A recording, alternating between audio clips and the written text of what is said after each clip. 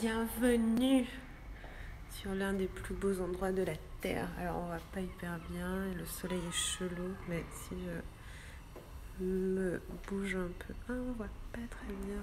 On voit mieux comme ça. Hello, hello, Porto. Salut les amis. En attendant qu'on se joigne à moi, je fais un petit tour de tourisme.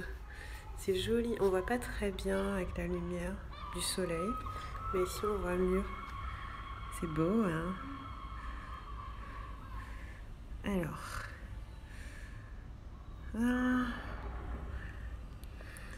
Salut tout le monde. Hello. C'est Livia. J'avais envie de faire un petit live. Je fais un break dans mon travail. J'ai travaillé beaucoup, comme vous l'avez vu. Il y a plein de soleil autour de moi. Que faire? Par où me tourner? Lumière. Voilà, je vais me mettre là. J'ai beaucoup travaillé, comme vous avez vu. Et je fais une pause. Donc je me suis dit que j'allais faire un petit live pendant ma pause. Et en fait, j'avais envie de parler d'amour. Je sais pas comment. Vous savez comment on met un thème de live? Peut-être que je vais faire. Je vais mettre ça comme ça. Je vais mettre un commentaire. Voilà. J'ai mis un thème. J'ai envie de parler d'amour. Donc je ne sais pas qui va voir ce live, parce que comme d'habitude, je fais les choses quand j'ai envie, comme j'ai envie, sans vraiment réfléchir à qui est là ou qui est pas là. Mais donc comme je vous ai partagé sur la story tout à l'heure, salut tout le monde, bonjour. Comme je vous ai partagé, mes cheveux ils sont hyper bizarres, je les reconnais pas trop, ils sont très courts par rapport à d'habitude. Salut, j'ai envie de vous parler d'amour parce qu'en fait j'ai beaucoup travaillé cet après-midi, par rapport à hier où j'ai rien foutu. Cet après-midi j'ai beaucoup travaillé et en fait mon équipe, donc dans mon équipe il y a 2 personnes maintenant, il y a Antonia et Aurélia et mes 2 A. Et en gros les deux ont fait un gros travail de donc Aurélia a répertorié tout ce qu'il y a dans tout le contenu de tous mes programmes. Et ne serait-ce que ça fait genre, je sais pas, 20 pages, 30 pages, je sais plus. Et Antonia a pris tous les programmes et les a organisés par thème. Et aujourd'hui, ce que j'ai fait, c'est que j'ai... Coucou. Ce que j'ai fait, c'est que j'ai créé des packs avec mes programmes, mes anciens programmes, en fonction de où les gens en sont dans leur vie et comment ça peut les aider. Et pour ceux et celles qui ne me connaissent pas, je vais me présenter vite fait parce qu'il y a toujours des nouvelles personnes sur la page. Je m'appelle Livia, hello, et j'écris. Et surtout, ces jours-ci, j'écris des textes que vous voyez sur Instagram et je travaille sur plusieurs livres. Donc là, j'en ai un qui est sorti il y a 3 semaines, qui s'appelle « Je ne sais pas être une femme ». Et c'est un roman. Et cet été, là, je pars en tournée aux Antilles. Donc je pars samedi en Guadeloupe, en Martinique, pour faire des conférences où je vais parler de mes livres et de ce que je fais. Et puis cet été, je vais beaucoup travailler sur le tome 2 de mon roman et un 2e livre et probablement un 3e. Donc surtout août, ce sera pas mal d'écriture pour moi. Voilà, donc du coup, j'écris et en début mars, j'ai pris la décision que j'allais me consacrer à l'écriture. Sauf que je suis quelqu'un qui... je vois vos questions, je vais essayer de ne pas les zapper. Je suis entrepreneur depuis 2013, donc je suis indépendante depuis bientôt 6 ans. Et ce que j'ai fait pour gagner ma vie, gagner l'argent avec mon business, c'était lancer des programmes en ligne. Donc j'ai lancé des programmes sur beaucoup de thèmes. Et à chaque fois, c'était des thèmes qui étaient très présents dans ma vie au moment où je les ai lancés. Par exemple, j'ai beaucoup travaillé sur la question de trouver sa voie, trouver sa mission de vie. Beaucoup sur le business, lancer un business, beaucoup sur le rapport à l'argent. Dernièrement aussi sur la sexualité, sur l'amour de soi. Et là, en fait, j'ai l'impression d'avoir dit beaucoup de ce que je voulais dire sous cette forme-là, sous la forme des programmes. Du coup, je suis en train de tout rassembler j'ai à peu près 26 programmes, je crois, plus 5 ateliers, je sais plus. On les rassemble de façon à en faire des parcours pour les personnes qui ont ces problématiques-là, qui résonnent avec mon message et ma façon de faire et qui recherchent en fait un mentor quelque part qui peut les accompagner parce que c'est pas forcément facile d'avancer sur ces chemins-là. Donc je suis en train d'organiser tout ça et c'est là que ça a réveillé cette réflexion sur l'amour. Donc je vais vous en parler, je vais prendre les quelques questions qui sont là et je vais vous en parler tout à l'heure. Donc en regardant en fait tout ce que j'ai fait ces dernières années, je me suis dit, ah, il y a un truc. Livia, merci pour tes mots. Quand est-ce que tu viens à Paris? En septembre. Je vais venir à Paris en septembre pendant 2 semaines, probablement 2 dernières semaines de septembre. Je vais organiser une grosse dédicace, je vais faire des conférences. Vous pourrez aussi avoir des après-midi VIP avec moi, donc mettez votre argent de côté. Si vous passez, je vais essayer de booker 1 ou 2 journées pour avoir des personnes en individuel. Je ne suis pas coach dans le sens classique du terme, mais comme j'ai beaucoup travaillé sur beaucoup de sujets, en général, je suis capable de débloquer sur pas mal de choses et aussi énergétiquement, je suis très connectée. Si vous me suivez, vous devez sentir ça. Du coup, en présentiel, je fais quand je suis dans une ville, je fais exceptionnellement des sessions individuelles. Après, j'aime pas les faire par téléphone ou par Skype, j'aime pas ça du tout. J'aime bien être avec les gens.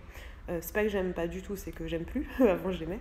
Donc, ce sera fin septembre et je vais devoir l'organiser, je vais organiser en juillet, donc on va tout mettre en place pour que vous puissiez avoir accès. On me demande beaucoup pour Paris, mais voilà. Et puis après, un peu pour Porto. Tu es talentueuse, merci beaucoup. Merci à toi. Je fais de mon mieux. Voilà, et donc du coup, pourquoi je vous parle d'amour? Parce que c'est pas évident, c'est vraiment canon ces sessions, petit cadeau de rentrée de mois à mois. Ouais, carrément. En fait, là, pour te donner le prix, quand je fais un groupe, donc là, j'ai fait pour Martinique et Guyane, un groupe de 4 personnes, 250 € chacune pour 3 heures. Donc ça fait 1 000 € pour moi et 250 par personne, donc ça c'est très bien pour moi. Après, si c'est une personne, 3 heures, c'est 750 €. C'est pas très cher, hein, pour être honnête, par rapport à ce que je fais, par rapport à ce que je pourrais mettre. Mais en fait, comme j'aime bien passer du temps avec les gens, j'aime bien. Donc oui, une après-midi, c'est à peu près ça. Un week-end avec moi, par contre, c'est plus cher. Bref, en tout cas, mettez de côté. En fonction de ce que vous voulez comme budget, on peut passer plus ou moins de temps ensemble. Oui, donc je parlais d'amour parce qu'en fait, je regarde le fil rouge de tout ce que je fais. Et il y a un truc, il faut trouver un groupe. Non, t'inquiète, je fais la promo, les gens viennent, il n'y a pas de souci, c'est moi qui fais la promo. Mais si vous êtes 4, vous pouvez venir, mais c'est moi je vais faire la promo pour 3 autres personnes.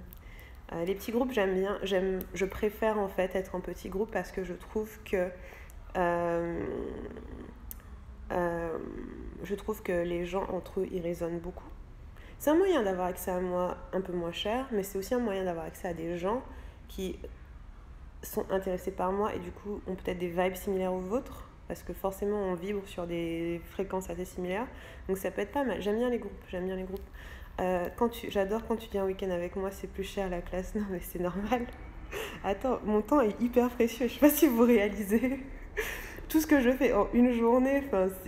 En fait, je vais arriver à mon point tout à l'heure, je vais pas oublier, mais en fait, je sais pas si vous voyez, mais la quantité de travail que je crée en une journée, quand je choisis de la donner ou de l'offrir à quelqu'un d'autre, c'est un gros cadeau, quoi. Pour moi, mon temps est hyper précieux. C'est tout ce que j'ai. Et c'est pour ça que passer du temps avec moi, c'est beaucoup plus cher et c'est normal. Après, je conçois que tout le monde n'ait pas les moyens et c'est ok. Mais en tout cas, et c'est pour ça que je fais beaucoup de choses gratuites et que je suis en live et que j'ai des programmes moins chers, etc. Mais mon temps a une valeur énorme. Je trouve ça génial d'arriver à un point où tu peux dire ça, je t'admire en fait. Non, je l'ai pas pris comme une critique, t'inquiète. Non, je comprends, mais j'explique pour tout le monde que, et ça devrait être pareil pour vous, le temps est précieux. Chacun d'entre vous, votre temps est hyper précieux parce que le temps que vous offrez à quelqu'un, même en fait, tout ce qui est amitié, je suis partie en freestyle, je voulais dire un truc organisé, c'est terminé.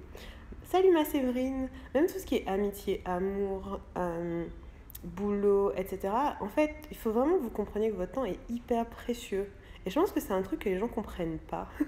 Votre temps est putain de précieux, c'est tout ce que vous avez sur Terre. Tout le reste, en fait, ça s'achète, ça se rattrape, mais le temps, ça se rattrape pas. Cette journée, elle est finie. Si je vais me coucher sans être satisfaite, elle est finie. Elle est finie. Et voilà, et c'est tout. Et pour moi, c'est hyper précieux. Donc, ça veut dire que si jamais je dois choisir de passer du temps avec quelqu'un. On aime le freestyle, très bien. Vive le freestyle et la spontanéité, très bien. Dès que j'essaie d'être organisée, ça part en couille. Donc, par exemple, je sais pas, et c'est pas facile, hein, c'est pas facile de respecter notre temps, mais par exemple, vous, en amour. Coucou Hélène, si vous cherchez un chéri ou une chérie et vous allez dans des rendez-vous. Combien de fois on va à des rendez-vous et genre on passe 1 heure, 2 heures de notre temps à se faire chier alors qu'on aurait pu regarder Netflix, franchement.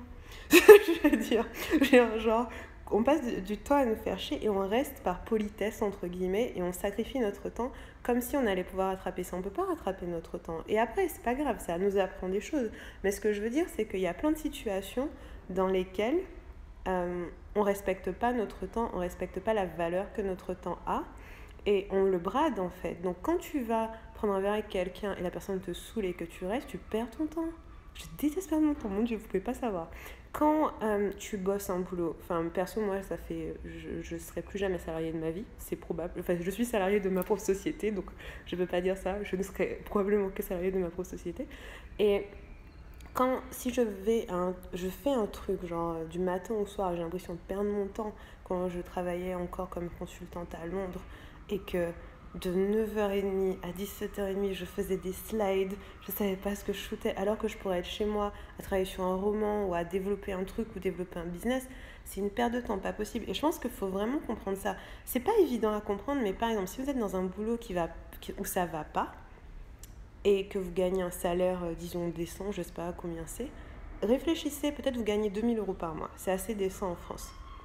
Ces 2 000 € là, si vous passez 8 heures de votre temps à faire un truc de merde, ils valent rien. Parce que ce qui se passe, c'est que chaque jour, vous ne faites pas quelque chose qui vous apporterait plus d'argent et plus d'épanouissement et plus d'amour et plus de joie. Et donc moi, j'ai quand même passé beaucoup de jours dans ma vie fauchée parce que j'ai fait plein de choix qui n'étaient pas les choix de la sécurité. Et je regrette pas parce que c'est ces jours-là où, par exemple, quand j'ai lancé mon business, j'avais vraiment, je comptais pour acheter mes baguettes. Mais en fait, je regrette pas du tout ce temps passé là parce que c'est ce temps qui m'a permis de construire un blog en 2013, écrire tous les jours, construire une communauté, organiser des événements. Ce temps-là, il vaut beaucoup plus que tout le salaire que j'aurais pu avoir. Donc du coup, pensez-y pour plein de choses. Et donc je disais, ouais, pour passer du temps avec moi, non seulement c'est payant, mais en plus ça coûte cher. Parce que 2 jours de ma vie, mais tout ce que je peux faire, vous rigolez ou quoi? Genre, tout ce que je peux faire. Je sais pas, par exemple, je fais un lancement en 4 jours, je peux gagner entre 6 000 et 10 000 ou 30 000 €, peu importe combien, ce que je lance. Donc 2 jours avec moi, c'est hyper précieux. Et si moi, je n'estime pas à quel point c'est précieux, comment les autres peuvent l'estimer? Donc ça, c'est un truc auquel vous pouvez penser. Si vous, par exemple, vous avez un métier où vous échangez du temps contre de l'argent, donc soit vous êtes salarié, soit vous êtes coach, soit vous êtes thérapeute, soit vous êtes machin, réfléchissez à la valeur de votre temps. Et réfléchissez aussi à est-ce que la personne en face, avec ce prix-là, réalise à quel point mon temps est précieux? Parce que c'est important d'envoyer ces messages-là. Bref, je suis partie en tangente, mais en tout cas, valorisez-vous bien, donnez-vous de l'amour. On parlait d'amour tout à l'heure. Je reviens sur mon sujet, j'y arrive. Ah oui, ça c'est clair, le nombre de fois où je me suis dit que j'aurais pu être en train de faire autre chose qu'écouter ce blaireau. Mais oui, bien sûr. Mais je pense qu'il ne faut pas confondre avoir peur de perdre son temps et être obsédé par la productivité. Tu penses pas? Alors oui, parce que moi par contre je ne suis pas quelqu'un d'obsédé par la productivité. Je ne suis pas productive. Je n'ai pas ça comme critère dans ma vie parce que je fais juste les choses. Donc je ne suis pas en mode, je ne cherche pas forcément. C'est pas mon type, mon style de chercher la façon la plus rapide de faire quelque chose. Mais pour moi le critère c'est la joie. Tu vois, si je suis dans une situation, on va l'appeler S, situation S, où je ne suis pas en joie, mais pas du tout, et où j'ai la possibilité de partir et je ne pars pas, ben là je suis en train de ne pas me donner d'amour. Mais je ne suis pas quelqu'un de productif, dans le sens où hier je passais la journée dans mon lit. Tu vois, donc il n'y a pas le... Mais j'ai fait ce que j'avais besoin. Et cette journée, elle a de la valeur pour moi. Elle coûterait pareil qu'une journée où je suis active. Et donc c'est plus la joie ma métrique, c'est... si je suis dans une situation T où je ne suis pas en train de faire ce qui me met en joie, déjà je sors, ou c'est valorisé. C'est-à-dire que soit ça m'apporte quelque chose, ça m'apporte de la joie, de l'amour, de la notoriété, de l'argent, du soutien, du courage, peu importe. Mais pour moi, la métrique, c'est la joie. J'ai une question. Comment tu réagis quand tu es salarié et que tu as l'impression que tu vends ton temps, que tu détestes ça, mais que tu as besoin pour vivre? Pour mon cas, je suis étudiante salariée. Tu pars. Je pense que c'est une croyance. Alors, c'est une grosse croyance de te dire je suis obligée d'être salariée pour gagner de l'argent, parce que je suis à peu près sûre que peu importe combien tu gagnes en étant étudiante, tu peux trouver un moyen de gagner autant sans être salariée. Et moi, quand j'étais étudiante, j'étais pas salariée, mais je faisais des petits boulots. Et je donnais des cours de maths. Et tu vois, moi, j'adore les cours. J'adorais donner des cours. C'est un truc que je pourrais refaire. Donner des cours de maths. C'est juste que je peux pas aller charger 500 € de l'heure, les pauvres. Mais donner des cours de maths et donner des cours d'anglais. Et je faisais de la compta. J'aimais pas trop la compta. Mais par contre, je faisais des cours de maths. Et j'aimais bien ça. Et du coup, avec ça, je gagnais, je sais pas, en tant qu'étudiante, 500-600 € par mois, tu vois, tranquille. Et je pense que c'est une croyance de se... Déjà, il y a déjà enlevé l'idée que t'es obligé de faire ce travail-là. Parce que je pense que quand on est salarié, on a vraiment la sensation qu'on est obligé. Mais t'es pas obligé, hein. Tu peux changer de boulot. Et si dans ta tête, il y a « mais non, je peux pas », c'est que c'est des croyances à enlever. Tu peux dire « je peux changer de boulot », tu peux lancer un business en ligne, tu peux vendre des sextoys, j'en sais rien, c'est une idée que j'ai, c'est pour ça. tu peux faire beaucoup de choses et en fait, tu peux déjà poser l'intention de te dire je veux pas rester dans cette situation. Et je pense qu'il y a cette première étape qu'on fait pas souvent, qui est celle de je décide de partir. Et donc du coup, pour moi, moi je suis assez radicale, toute situation qui me convient pas, je pars. Sauf si elle est en train de m'apprendre quelque chose et que je sens que je dois rester quand même, parce que c'est peut-être inconfortable, mais ça va. Enfin, il y a des situations inconfortables et bon, tu te dis, tu sens que c'est pas la fuite qui va t'aider. Mais c'est intuitif, je peux pas trop savoir ça. Mais si tu sens que ça t'apporte pas, si tu sens que tu détestes ça, si tu sens que tu traînes des pieds tous les matins, tu n'es pas là où tu dois être. C'est aussi simple que ça. Là, on n'est pas censé souffrir. C'est pas logique de souffrir. Donc, t'es pas où tu dois être. Et donc, tu te dis, ok, c'est quoi la voie de l'amour? Je vais placer amour plein de fois dans ce live, comme ça, il va respecter le thème. C'est quoi la voie de l'amour? Si tu t'aimais vraiment, qu'est-ce que tu ferais? Si t'étais, genre, à la place de ta meilleure amie ou de quelqu'un de ta famille qui t'adore, qu'est-ce que tu te conseillerais? Quelle décision tu prendrais? Et pour moi, si tu détestes la décision, c'est tu pars. Maintenant, il n'y a pas forcément de moyen fluide là tout de suite dans ta tête de comment tu vas partir, qu'est-ce que tu vas faire, tu te poses des questions, mais attends, comment je vais payer mon loyer, tout ça. C'est compréhensible. Mais avant de répondre à ces questions-là, il faut prendre la décision de s'en aller. Et donc du coup, tu prends la décision, tu dis ok, ça c'est terminé. Et à partir du moment où tu as pris cette décision, des solutions vont venir. Mais tant qu'on n'a pas pris ces décisions-là, les solutions ne viennent pas. Donc pour moi, la première étape, c'est de réaliser que tu n'es pas obligé d'être dans ce boulot de merde pour vivre. J'ai pas de boulot de merde, hein, et je vis. Donc tu peux, voilà. J'en ai besoin. J'ai pas vu. Tu disais tu en as besoin, mais j'ai pas vu de quoi. Là, c'est beaucoup plus clair. C'est la joie, ma métrique. Ouais, c'est ça. C'est vraiment la joie. C'est vraiment la joie. Qu'est-ce que tu penses de la relation à distance? Il faut combien de temps sans c'est-à-dire les relations à distance, c'est pas facile. C'est mon opinion. Honnêtement, j'ai eu des relations à distance. Je ne recommanderais pas personnellement. Mais ceci dit, j'ai des nuances. Donc en fait, il y a des situations où quand on est une relation à distance, on n'est pas en relation à distance par amour, mais par peur. C'est-à-dire, tu as peur de perdre la personne, tu as peur de perdre ce que vous avez construit, tu as peur de perdre beaucoup de choses, mais tu sens que vos vies ne sont pas compatibles en fait. Parce que si vous n'êtes pas dans le même endroit, géographiquement, c'est compliqué. Et donc, du coup, il y a des situations où on reste dans la relation parce qu'on a peur de perdre ce qui aurait pu être. Ça, c'est en voiture, donc je ne peux pas écrire, mais j'ai des questions en vidéo. Je vais pas prendre de vidéo là. Non. J'aime regarder mon téléphone. Je n'aime pas forcément regarder des êtres humains tout le temps. Je suis désolée, je vous aime, mais c'est beaucoup plus confortable pour moi de lire que de parler à des gens là tout de suite. Voilà. Je vous dis la vérité. Désolée. Parce que imagine, non mais, je sais pas, vous êtes, ah putain mon œil, vous êtes 30 à regarder ce live là, imagine chaque personne vous me parle en vidéo, je sais pas, c'est pas fini. Ah. Donc ouais, le mieux c'est de, au pire, ben là tu es en train d'écrire donc logiquement. Ah j'ai l'œil qui pique, bref, qu'est-ce que je disais?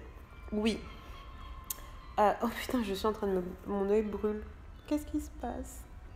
Vous me faites pleurer.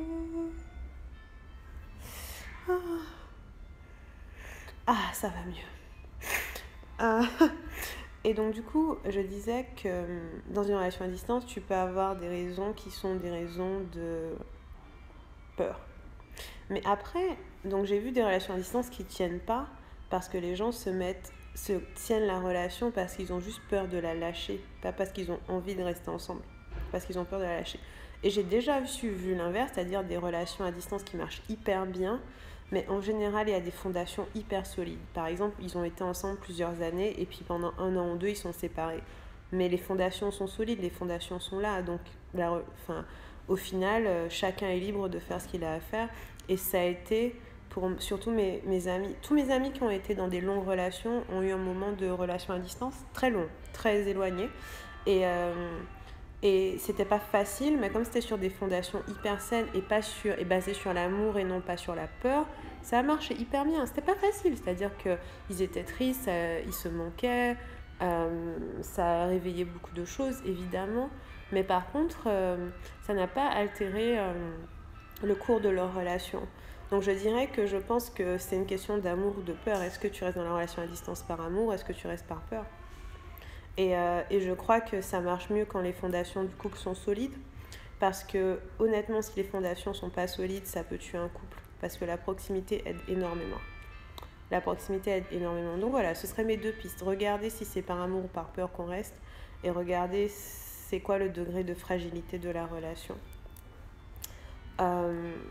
Ouais. Donc je disais tout à l'heure qu'en regardant tous mes programmes, j'ai réalisé que peu importe de quel sujet je parle, que ce soit le business, que ce soit trouver sa voie, que ce soit la sexualité, que ce soit la manifestation, en fait, le thème principal, c'est l'amour de soi.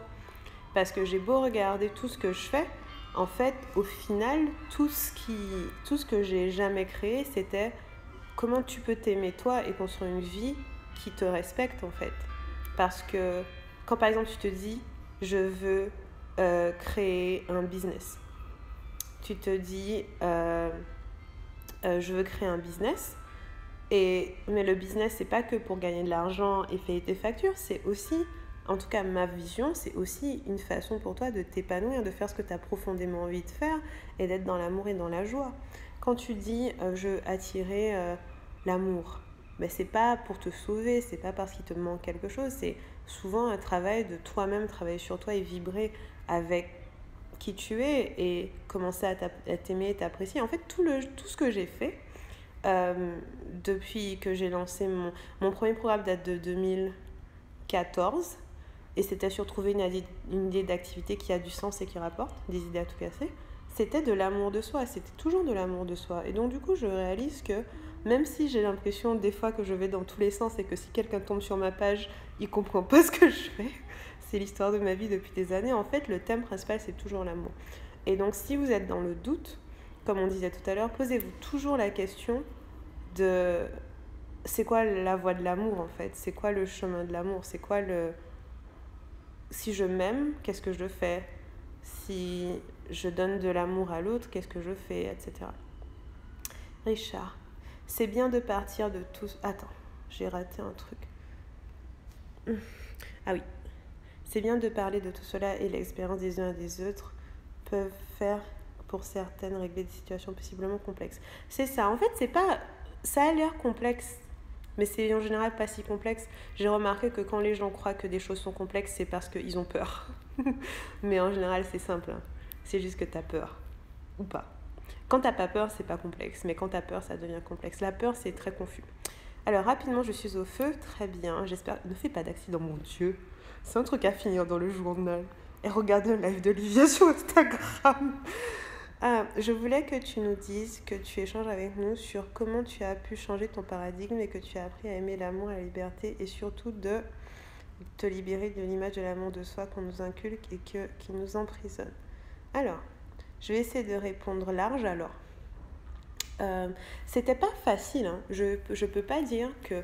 je vais essayer de répondre large. Comme je sais que tu es en voiture et que tu pourras pas enchaîner si je te pose des questions, en fait, si je réponds large, je dirais que moi j'ai toujours mon combat en fait qui va beaucoup mieux de maintenant, de cette année. C'est peut-être pour ça que j'ai fini les programmes et que je vais écrire de la fiction. Ma quête, ça a toujours été de m'estimer plus. Parce que je pense que même si, tu vois, j'avais beaucoup de signes extérieurs de réussite, j'étais bonne à l'école, puis j'ai fait un bon boulot, puis machin, j'avais toujours une part de moi qui prenait pas soin d'elle, qui s'estimait pas vraiment beaucoup. Qui se disait, je suis bof, je suis normale, alors que on avait beau me dire de faire des compliments et tout, ça passait pas. Et je pense que là où ça s'est le plus matérialisé, c'est toujours dans les relations amoureuses et dans le travail.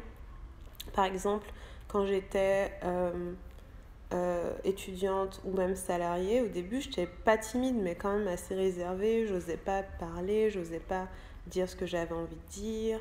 J'étais très... je veux rentrer dans le moule, je veux qu'on m'aime, tu vois. Et dans mes relations amoureuses, c'était la même chose. C'est que jusqu'à mon ex il y a 2 ans, j'osais pas dire ce que je voulais, pas vraiment. C'est-à-dire que je le disais, mais ça finissait toujours en dispute. C'était jamais comme si, c'est jamais une affirmation de je suis comme je suis et donc c'est à prendre ou à laisser. Je lui ai jamais dit c'est à prendre ou à laisser, tu vois. J'ai jamais osé dire ça parce que je me disais mais non, mais les relations, on doit faire des compromis, on doit prendre sur soi, etc. Donc je dirais que c'était progressif depuis que j'ai quitté mon job. En fait, quand j'ai quitté mon job en 2013, c'était vraiment le premier acte d'amour de moi, où j'étais là, fuck, je m'ennuie trop, c'est pas du tout ma voie. Et là, je me suis dit, je vais apprendre à m'aimer. Donc j'ai appris doucement. Et je dirais que le gros du travail s'est passé après ma rupture d'il y a 2 ans, où là, je me suis dit, plus jamais je me retrouve dans une relation où je ne peux pas être moi-même, où je ne peux pas dire ce que j'ai à dire, où j'ai tout le temps... En fait, j'avais tout le temps l'impression de ne pas être assez bien. Ça a toujours été le truc de... Pourtant, je faisais tellement d'efforts, mais tout le temps l'impression de ne pas être assez bien parce que j'étais différente de la norme. Mais quelle norme, je ne sais pas. Je ne sais toujours pas à qui on me comparait, mais j'étais pas comme on attendait de moi. Parce que je suis toujours un peu imprévisible, un peu bordélique, un peu... Je réfléchis pas beaucoup quand je parle, je suis pas quelqu'un d'hyper... je suis pas la personne... je suis pleine d'amour, mais pas forcément toujours hyper chaleureuse. Je vais te dire ce que j'ai à te dire comme ça. Voilà, ça prend pas. Donc il y a beaucoup de choses où on m'a fait comprendre que c'est pas comme ça qu'il fallait être. Et plutôt que de me dire non mais fuck vous tous, je m'en fous, j'essayais de me conformer. Et c'était beaucoup de souffrance, ça m'a vraiment rendu triste parce que je me disais tout le temps que je n'étais pas assez bien. Et en fait, tout a changé quand j'ai fait... quand j'ai quitté mon ex, je suis partie à New York pendant 3 mois et c'est là où j'ai vraiment commencé à creuser plus profond encore sur la question de l'amour et c'est là où j'ai commencé aussi à écrire plus sur l'amour et la sexualité parce que je me suis dit en fait, je peux pas... C'est quoi cette vie où je peux pas être moi? Ça n'a pas de sens. Je peux... en fait, ça m'a mis du temps à croire qu'un homme pourrait m'accepter tel que je suis et au-delà de m'accepter, m'adorer tel que je suis. C'était un gros travail. Mais il y a eu vraiment un truc de non, je veux c'est moi ou c'est rien du tout. Et c'est venu au fur et à mesure que je me suis dit c'est à prendre ou à laisser. Je suis comme ça, tu prends pas, c'est pas mon problème. Et ce qui s'est lâché, je pense profondément, c'est le désir de plaire aux autres en fait. Rien, franchement, là, j'en ai plus rien à foutre, ça, mais c'est existant quelque part. C'est-à-dire que j'aime bien être polie, qu'on dise pas Olivia, c'est une pute, tout ça. Pardon. Mais on le dit, j'ai rien contre. Mais voilà, j'aime bien être polie, j'aime pas qu'on ait une mauvaise image de moi, évidemment, comme tout le monde. Mais par contre, je laisse plus ça guider mes décisions. Avant, je laissais beaucoup ça guider mes décisions. Donc c'était une longue réponse à ta question. Tu me diras si ça répond à ta question. Mais j'en avais juste marre. J'en avais juste marre de pas être moi. Bonsoir Olivia. Alors je vais m'asseoir correctement. Ça n'a pas l'air d'être le sujet de ce direct, mais j'aimerais te poser une question concernant le HD. Qu'est-ce qu'il faut comprendre par succès concernant les projecteurs? Alors, Jess est la meilleure personne pour répondre, mais en fait, donc, petite parenthèse, avec mon amie Jess, on a créé une marque qui s'appelle Rich by Design et qui porte sur le Human Design, qui est un système de connaissance de soi. Et j'ai quitté la marque, Jess s'en occupe. Et donc la page Facebook, c'est Rich by Design. Rich by Design tout court. Et encore dans ma bio, il y a l'e-book pour en savoir plus. Et un projecteur, c'est un type il y a 5 grands types. Et le projecteur, c'est un des types. Et chaque type a une notion de la réussite, on va dire. Ou de ce qui est bien dans sa vie. Par exemple, moi, je suis manifesteur et mon truc, c'est la paix. Et donc, Kimbo, qui est projecteur, son truc, c'est le succès. En fait, pour moi, le succès du projecteur, c'est très subjectif. C'est vraiment à toi de déterminer. Qu'est-ce qui te donne l'impression d'avoir réussi. Par exemple, j'en parlais à Jess. Pour elle, c'est sentir qu'elle est soutenue, encouragée, aimée, par exemple. Pour d'autres, ça va être, du succès financier. Pour d'autres, ça va être du succès dans sa famille. Donc, c'est très subjectif. Ce sera à toi de décider. En fait, quand tu te sens en réussite, ça ressemble à quoi? C'est très subjectif. Par exemple, moi, en tant que manifesteur, c'est la paix. Et moi, ma paix, j'ai remarqué que c'est 2 choses. C'est être tranquille, personne qui m'interrompt, personne qui me fait chier, rien. Et 2, avoir l'impression d'avoir fait mon travail. Quand j'ai pas l'impression d'avoir fait mon travail, je suis très stressée. Mais quand j'ai l'impression d'avoir bien bossé, je me sens très en paix. Donc c'est relatif, mais je pense que Jess, ce sera la meilleure personne.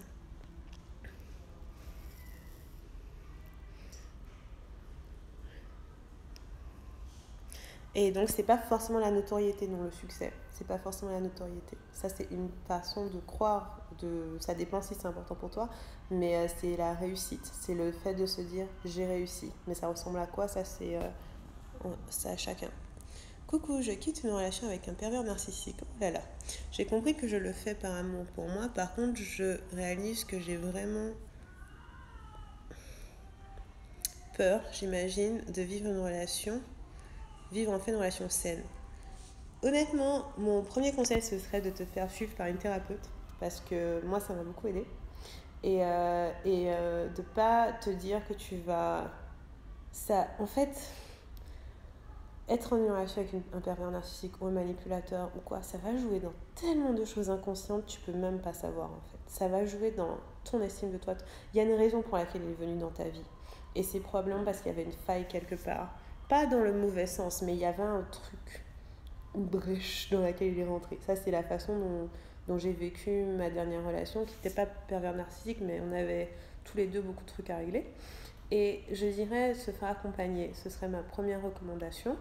Ma deuxième recommandation, ce serait avant de réfléchir à vivre une relation, travaille à fond l'amour de toi. Qu'est-ce que tu veux? C'est quoi tes limites? C'est quoi? Genre, prends du temps que pour toi. Pense pas à quelqu'un d'autre. Parce qu'en fait, tu sentiras le moment où... tu sentiras le moment où ça y est, t'es prête à une autre relation. Mais pour moi, il y a vraiment ce truc de... Genre, prends soin de toi d'abord, quoi. Mais radicalement. Et prendre soin de soi, c'est pas que se faire des massages et prendre des bains. C'est commencer à regarder dans ta vie qui doit plus être dans ta vie, qui doit partir, à quoi tu dois dire non. Pour moi, prendre soin de soi, c'est principalement à quoi je dois dire non. Tu vois? C'est vraiment ça. C'est à quoi je dois dire non aujourd'hui. Mon non, c'est le truc qui prend le plus soin de moi. Comblé et ravi d'entendre des plus jeunes, à l'instar de ta personne, pour oblitérer avec la justesse du temps, de tenter d'expliquer l'amour avec un grand A. Oh, donc félicitations pour cela, c'est très beau et sain. Merci, ça me touche, j'en suis ravie. L'amour, c'est mon sujet préféré. Honnêtement, j'adore parce que je pense que c'est ça qui dirige le monde et je trouve que je vois l'amour partout, moi. Je vois l'amour partout. Et en fait, je pense sincèrement que peu importe ce que vous faites, si vous l'infusez d'amour, ça va. D'amour pour vous-même, c'est le plus dur, je trouve. Je trouve que donner de l'amour et surtout de la compassion, en fait, c'est on est dur avec nous-mêmes. C'est l'un des trucs qui était le plus vrai pour moi. C'est à quel point j'étais pas sympa avec moi-même. Genre, pourquoi t'as pas fait ça? Pourquoi t'as fait ça? T'es pas assez bien. Vraiment se dire des choses hyper méchantes à soi-même, on fait ça tout le temps. Et t'es conne ou quoi? Enfin, moi, des fois, je me dis, putain, mais meuf, t'es trop bête. Et après, je me reprends en me disant, non, non, on va pas dire ça. Et l'amour qu'on a pour soi-même, je pense que c'est vraiment le plus fondamental. Parce qu'après, une fois qu'on a ça, et je parle d'un amour sain, je parle pas d'être narcissique ou d'être arrogant, je parle vraiment de l'amour dans le sens de je vois qui je suis et j'aime cette personne et je vais prendre soin d'elle. Et je vais, par exemple, écouter ses besoins, écouter ses désirs, dire oui, dire non, euh, pas la mettre dans des situations compliquées, pas la mettre dans des situations dangereuses, la respecter son corps, respecter son âme, lui donner de la compassion, lui pardonner ce qu'elle a pu faire par le passé, lui enlever la honte, lui enlever la culpabilité. Pour moi, c'est ça l'amour de soi. C'est vraiment ce truc de se dire non, mais on va mettre un peu d'amour sur cette personne qui est soi-même. Et après, quand on s'aime, quand on arrive à se donner de l'amour et de la compassion, on arrive vraiment à le faire mieux pour les autres parce qu'on est hyper compréhensif et tolérant, je trouve. Plus tu as de la compassion pour toi, plus tu es capable d'en avoir pour les autres et de te dire non, mais je comprends carrément ce que tu vis, enfin, c'est pas forcément facile, mais voilà, je suis là pour toi, je respecte ce que tu traverses. Les gens qui s'aiment, en général, ils sont très capables d'aimer les autres. Les gens qui s'aiment pas, ils sont dangereux. Pas dangereux parce que des fois on s'aime pas, mais je dirais, mais quand on s'aime pas, on n'est pas au top de nous-mêmes. Quand on a vraiment des moments où on s'aime pas du tout, ben on peut être colérique, on peut être vraiment pas présent aux autres en fait. Donc c'est un gros travail, je vais pas mentir, c'est un gros travail d'une vie, apprendre à s'aimer, apprendre à aimer ses blessures, la personne qu'on a été, les erreurs qu'on a faites, les conneries qu'on a dites. Ouais, apprendre à aimer tout ça, c'est le package. Bonjour Livia, comment fais-tu pour entendre les signes, les réponses aux questions que tu demandes? J'essaie, je pose des questions, mais je ne vois, n'entends pas les réponses. Ah, tu veux dire intuitivement? C'est venu progressivement et c'est une pratique. Et malheureusement, heureusement, le principe de cette pratique, c'est de lâcher prise totale sur ce que tu n'entends pas. La première fois, tu as dit, je méditais sur le prix de mes écrits et j'ai entendu que ça pouvait monter jusqu'à 197 euros. Ouais. Mais moi, j'ai beaucoup fait ça, donc je suis assez à l'aise. Je reçois les prix, je reçois la forme des choses, je reçois tout. Moi, je reçois les pages de vente. En méditant, 5 minutes, je ferme les yeux, j'entends. Mais c'est pas venu tout seul, c'est ce que j'essaie de te dire. C'est que je suis quand même assez connectée depuis 2 ans que je pratique. Depuis que j'ai arrêté la pilule, je recommande la pilule si vous êtes connecté spirituellement depuis que je pratique. Et en fait, je dirais que c'est pas tant de la méditation parce que je médite pas genre 5 heures. Pour ça, je médite 5 minutes, c'est-à-dire que je fais le calme à l'intérieur. C'est arriver à ce stade où tu fais taire ton mental en fait. C'est ça. Quand tu fais taire ton mental, tu as accès à des informations intuitives. Et tu peux faire taire ton mental par plein de façons. Donc moi, par exemple, il suffit que je respire 3 fois et c'est calme à l'intérieur et bam, j'ai une intuition. Ça vient assez tout seul. Après, tu peux le faire en dansant, tu peux le faire en faisant du sport, tu peux le faire en marchant, tu peux le faire en mangeant. Tout ce que tu as à faire, c'est trouver un moyen de calmer ton mental et de laisser les informations descendre. Et puis, j'ai une méditation que j'ai quelque part. Peut-être que je peux vous la mettre. Je vais voir comment je peux vous la mettre pour communiquer avec vos guides. J'ai écrit une méditation sur le sujet qui permet de communiquer avec ses guides. Et par exemple, moi, je communique avec Dieu, qui est une femme chez moi, et on aime bien parler ensemble. On s'engueule ces jours-ci. Mon gueule. Mais ça va. On s'engueule. J'ai eu d'autres guides avant, et en fait, j'ai une méditation sur le sujet. Donc, si vous voulez, je peux vous la mettre dans ma bio. Quand je vais sur l'ordi, je sais pas si j'ai un endroit où elle est déjà mise en place. Et donc cette méditation permet de calmer le mental et emmène sur un chemin qui te permet d'avoir accès à tes guides. Donc j'ai des choses comme ça et c'est des choses que je pense que je vais développer. Tiens, ça me parle bien de... Je vais me noter d'en faire quelques-unes qui peuvent vous aider parce que franchement, au final, le tout, c'est d'arriver à trouver un chemin qui t'emmène loin de ton mental. Oh, il y a des mouettes qui se battent. Ça va? Oh putain. Ah ouais, c'est la fête. Je vais changer de lieu tout à l'heure quand les mouettes se seront calmées. Alors, ce matin, j'ai pris le temps de me regarder dans le miroir et j'ai vu combien je suis sûre avec moi par rapport à la situation dans laquelle je suis. Et puis je me suis dit, gars, aime-toi. Et aujourd'hui, j'ai passé une journée assez bizarre, j'ai été léger et j'ai ressenti l'amour de moi. C'est super. Honnêtement, c'est vraiment important. Hein. Je sais que dans ma relation passée, s'il y avait un truc qui nous a plombé, c'est que moi je ne m'aimais pas assez et lui non plus, il ne s'aimait pas assez. Je crois. Après, c'est présomptueux de ma part de savoir, mais il y a un côté, il y a beaucoup d'insécurité de mon côté et je pense aussi du sien. Enfin, donc les deux insécurités ensemble, c'était vraiment, on n'était pas capable de s'aimer puisque moi j'étais tellement en insécurité, tout ce que je faisais c'était me plier en quatre pour lui plaire parce que je ne m'aimais pas assez. Et lui tout ce qu'il faisait c'est essayer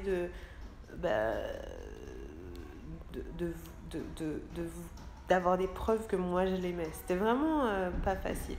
Et donc du coup, si tu as cette position de je m'aime, je me respecte, je suis un homme, une femme qui se respecte, qui a de la compassion pour lui, tu es tellement plus capable de le faire pour les autres. Vraiment, tu as cette qualité de présence dont je parlais dans l'autre live.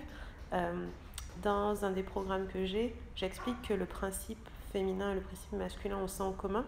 C'est-à-dire que dans l'énergie féminine et l'énergie masculine, la qualité numéro 1, c'est la présence. C'est juste qu'elle ne s'exprime pas pareil quand c'est votre féminin ou votre masculin.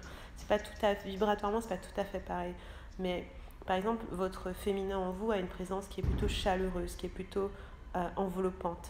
Et votre masculin en vous a une présence qui est plutôt dans l'instant, genre je sais ce que je vais devoir faire.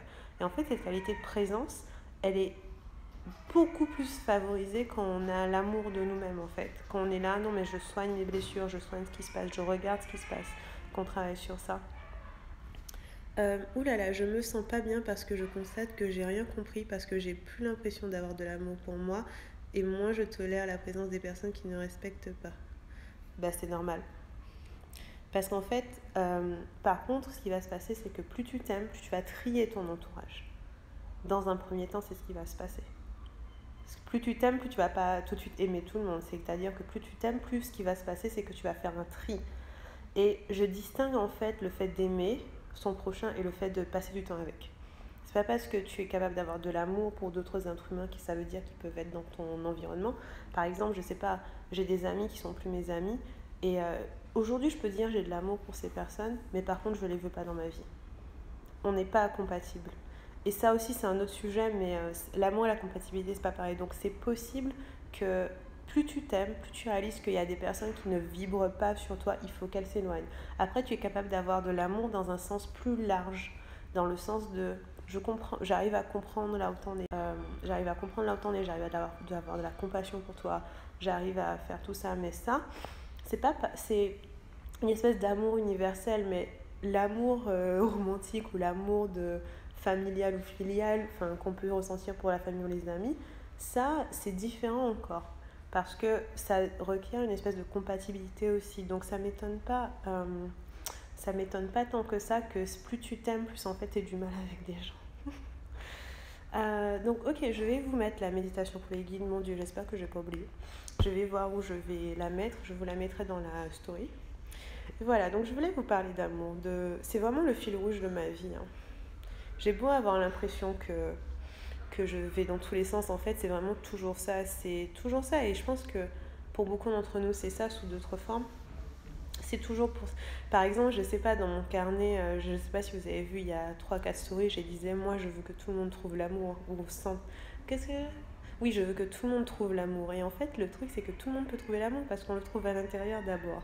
Donc, si vous pouvez tous trouver l'amour à l'intérieur, j'ai accompli ma mission de vie. Pour moi, ce serait ça ma mission de vie. Que chaque personne trouve l'amour. et trouve l'amour à l'intérieur. Pas forcément dans un partenaire ou plusieurs, mais vraiment à l'intérieur. Et ça, c'est un truc qui me touche beaucoup. Qui me touche vraiment beaucoup parce que ça réglait tellement de problèmes. Ça règle tellement de problèmes. Voilà. Bon, je sens que ce live arrive à sa fin. Merci d'avoir participé. Ça m'a fait plaisir de vous parler. J'ai eu l'idée comme ça. J'ai envie de faire une pause et je suis venue. Hier, j'étais tellement feignante et lazy. Là, au moins, j'ai un peu plus de jus. Donc, je vais vous mettre la méditation pour parler à ces anges, ces guides. Et je pense que ça va vous aider à vous ouvrir spirituellement. Et je vais me noter d'en faire d'autres parce que je peux en faire plein. Pour moi, c'est de l'écriture. En fait, ce qui se passe, c'est que je télécharge la méditation et après je la lis. Donc pour moi, c'est de l'écriture. Toutes celles que j'ai téléchargées, que vous allez lire sur les guides, en fait, ça descend et après je mets les mots et après on la lit. Voilà. En tout cas, merci à vous. Oui, trouver l'amour à l'intérieur, c'est noté. Yes, c'est notre but, c'est ça. Merci, c'est grâce au punk. C'est ça, ça donne la pêche. Merci Livia, toujours aussi inspirante. Suivre la joie dans l'amour. Triant l'entourage, merci. Yes, prenez des notes, allez-y, c'est parti. Moi, je retourne à mon travail. Je vous embrasse. Plein d'amour à vous et à très bientôt.